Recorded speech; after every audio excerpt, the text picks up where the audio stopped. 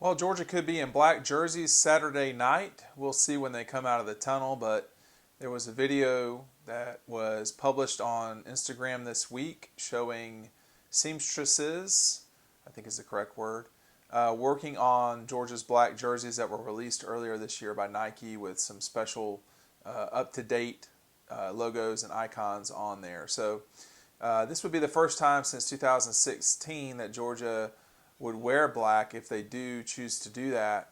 Um, it's something that's fun for a lot of Georgia fans when Georgia comes out in black, and then of course the curmudgeons always have their way with this too. But it is a school color, and I'll give you a quick history lesson on all of this.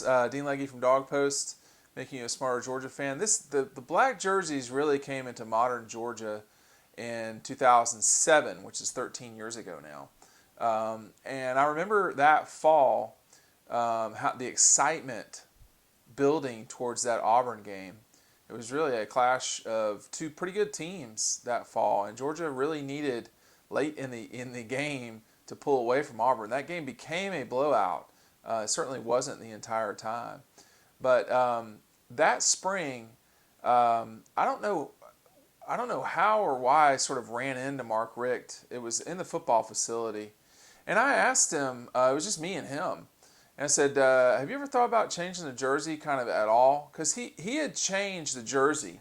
He had changed the helmet from this black line that Jim Donnan put in there back to a traditional white line.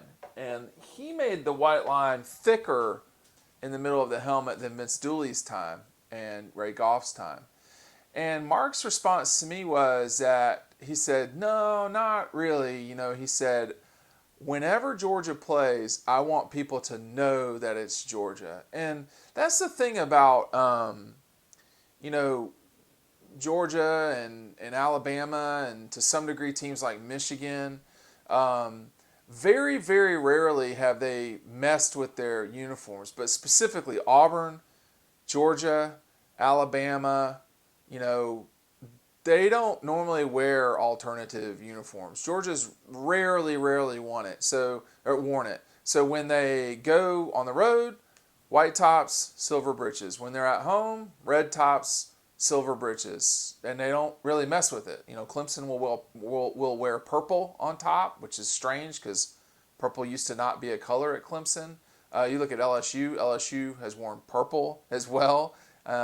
Purple's a bold choice. But for Georgia, they have stayed away from any other color other than red for their home jersey forever. And, South Carolina can wear black, garnet, Vanderbilt, Georgia Tech. All these teams have worn multiple tops. Florida last week wore orange, which looked horrible. But, you don't see Auburn running out in orange. And obviously Alabama just doesn't mess with anything. Neither does Penn State. It's kind of boring, but it's what they are.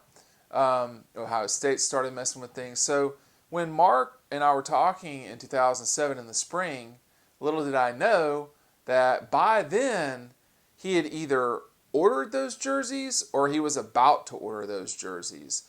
And maybe he was, not thinking about using them.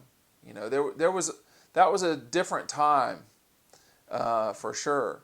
But he said, I really want people to recognize who we are when we play on TV. And I think he's right. I think the other thing that's creeped up into all of this is this matters so much for recruiting.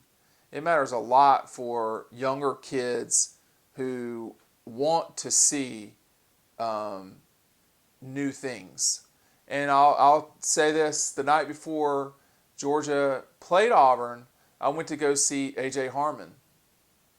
You're not going to remember who A.J. Harmon is because he didn't play a lot.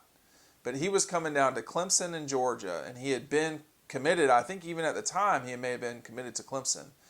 But he told Fernando Velasco, who is a multi-year starter and now currently is on the staff with Sam Pittman at Arkansas, he said, they went to the same high school, and he said, if y'all wear black coming out of that tunnel and wear it for the game, I will go to Georgia.